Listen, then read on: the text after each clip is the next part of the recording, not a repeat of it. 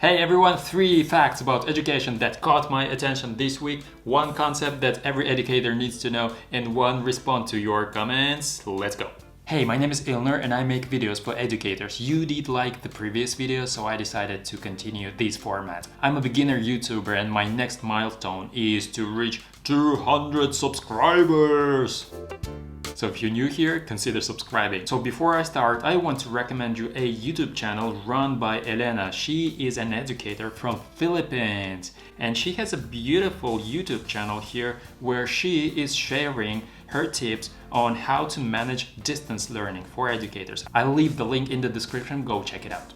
Let's start with the facts. So fact number 1 is dealing with artificial intelligence in education. So the Higher School of Economics, one of the best universities here in Russia, has conducted an experiment where they try to figure out whether artificial intelligence can predict the academic success of the school children. So what they did is they took the big data from the social networks, the Twitter and Vkontakte, which is basically the Russian Facebook, and they have created a method, an algorithm, a program which can predict the school success of the children with an accuracy of 94%.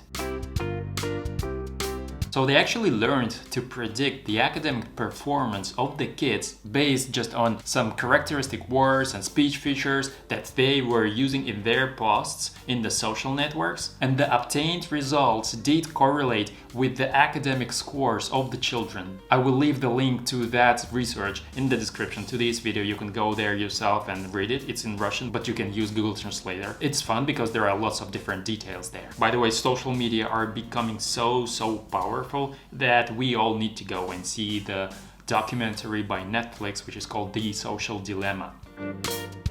So fact number 2 is also interesting and handy. So Coursera, one of the biggest online courses platforms in the world, has opened 100 online courses for free enrollment till the end of 2020. So what you can do is you can follow the link that I will leave in the description to this video, and you can see what courses are available for free enrollment. And here you can see lots of different topics like arts and humanities, business, data science, computer science, and lots of other topics as well. You can basically go and enroll to these courses and you can get your Coursera certificate for free. I do believe that this is a great opportunity for those of us who want to learn. We're educators, right?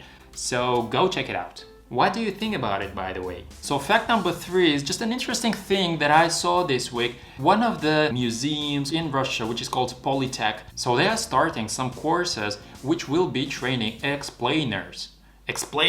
They have even used the English word and have written it in Russian, explainer.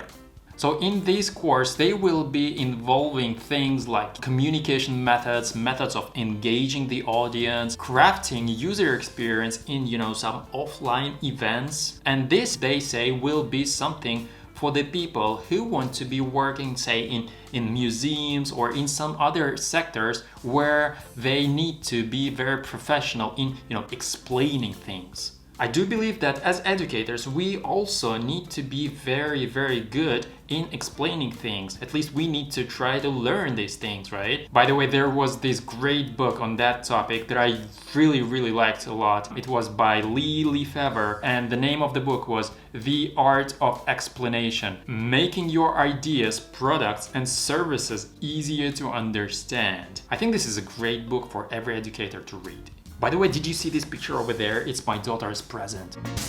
And let's switch to the concept that every educator needs to know. And today, the term that we will be focusing on is behaviorism, because today we are on the letter B. So behaviorism is the concept that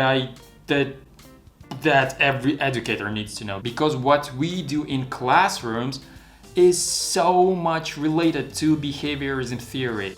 So basically, behaviorism treats people as animals, but it does work to a certain extent. So say if you want your student to behave in a certain way, you encourage a certain type of behavior by motivating the student using some grades, for example. If you're doing what I want you to be doing, you get a good grade. If you're doing something that I think is wrong, you are getting the bad mark. So the assumption behind the behaviorism theory is that by using these negative and positive reinforcements, we can manage the behavior of our kids and animals, and even adults. So this theory is contradictory in a way, because I wouldn't treat ourselves as animals, but it does work to a certain extent. We do need to acknowledge when we as educators are using behaviorists' methods in our classrooms, and we need to be very cautious about these methods, because if we use them too much, there is a risk that our students will not be able to motivate themselves from within. However, we need to know this term behaviorism very well. Let's see your comments. So Claudia from the United States has commented to the Generation Z video, and she says, I have 2 teens, interesting and a lot of truth in your video.